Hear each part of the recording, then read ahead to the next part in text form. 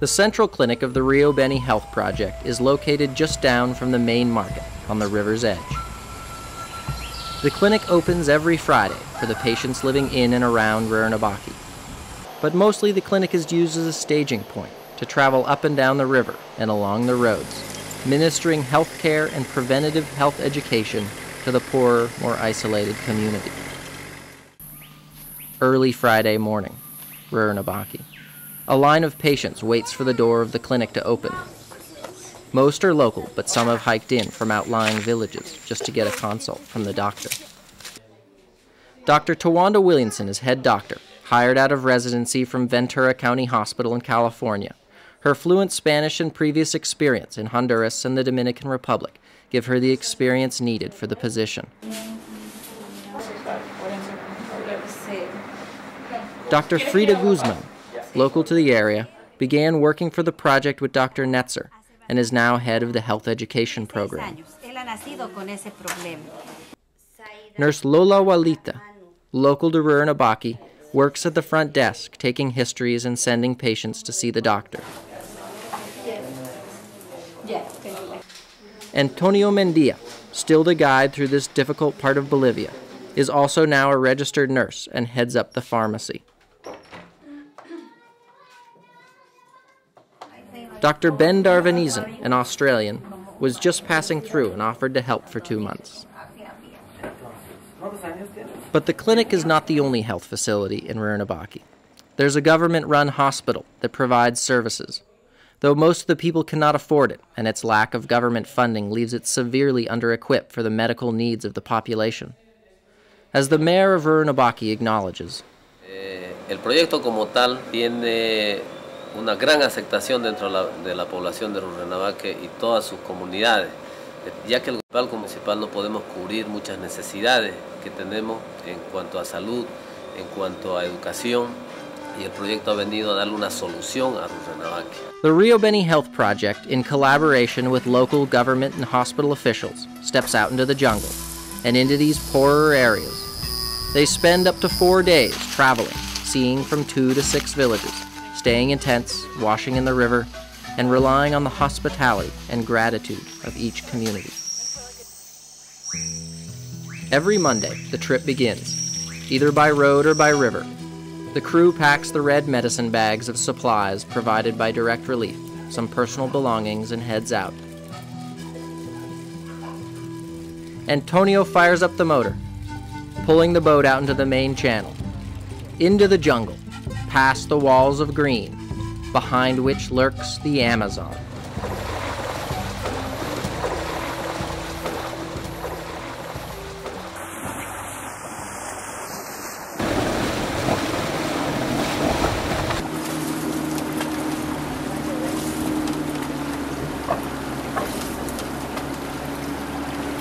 "50 minutes downriver is the community of Capaina, a small 14-family village on the western banks of the Rio Beni.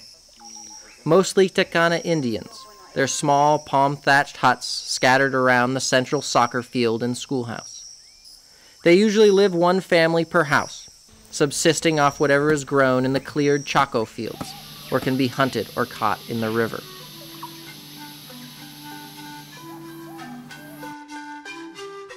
When we arrive by boat, let's say, it's really, really neat. As we arrive, and we can look up at the bank, and there's the community will have heard the boat. They're always interested in who's showing up, and they'll hear our boat. They'll probably hear Antonio and Lola laughing and having some fun. When we arrive, the community usually comes out on the bank.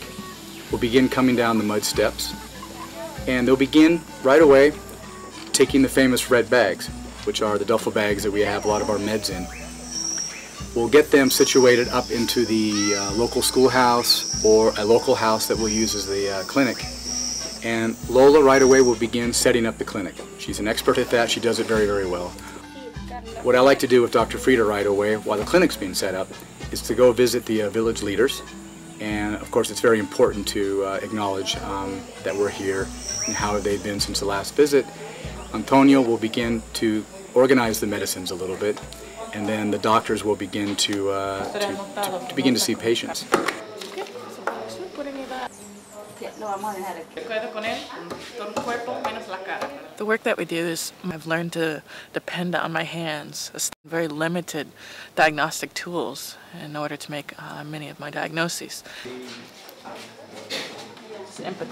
Nearly 70% of Bolivians do not have access to adequate health care, and this percentage increases significantly in the isolated areas of the Upper Amazon Basin and Rio Beni region, where 80 out of every 1,000 children under the age of 5 will die this year from infections, malnutrition, or other sicknesses that are easily curable with basic medicines.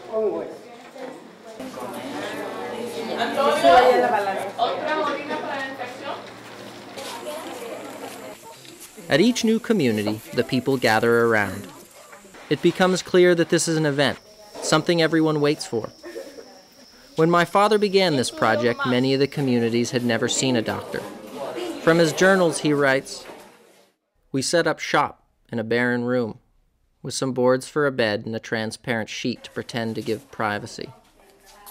For 2 hours, Antonio took names and ages, and I saw patients, most of whom had aches and pains or worms for years, but had never seen a doctor for it.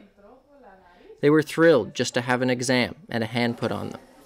It certainly was the event of the day, as everyone gathered to peek and hear what was going on." Today, the staff will only visit the village of Capaina. The schedule for clinics has been set by radio calls and a calendar of visits distributed to the villages. The crew tries hard to keep to it.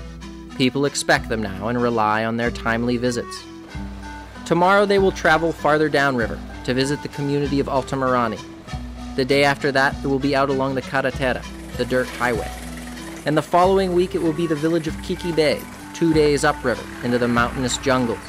Or maybe downriver, 4 days, where the river starts to make its wide meanders into the heart of the Amazon.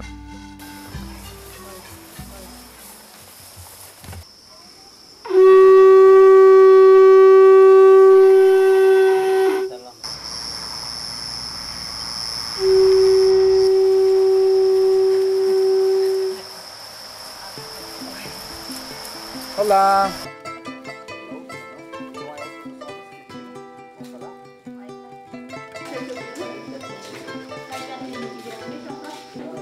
Puede hablar, ¿no? ¿Por qué no toca?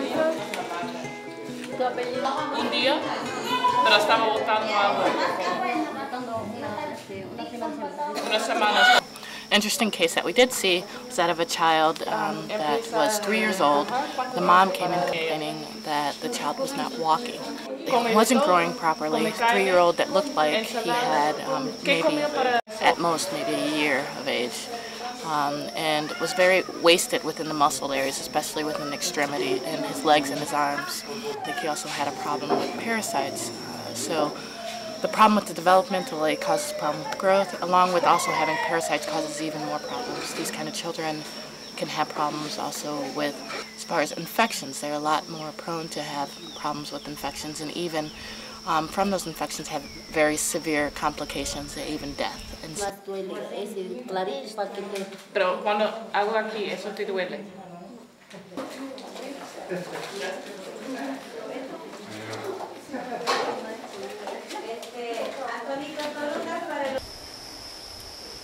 We're in Altamirani today. It's at a clinic.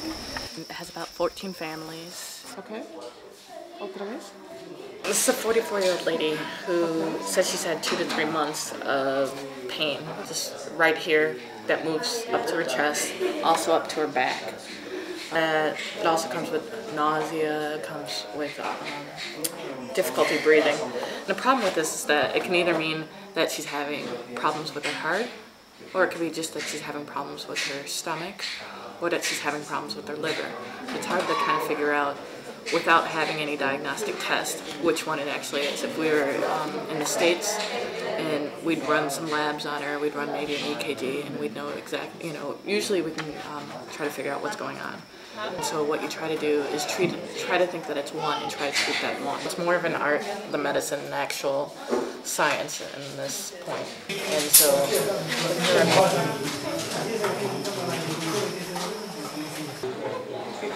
Eso es para Luis también.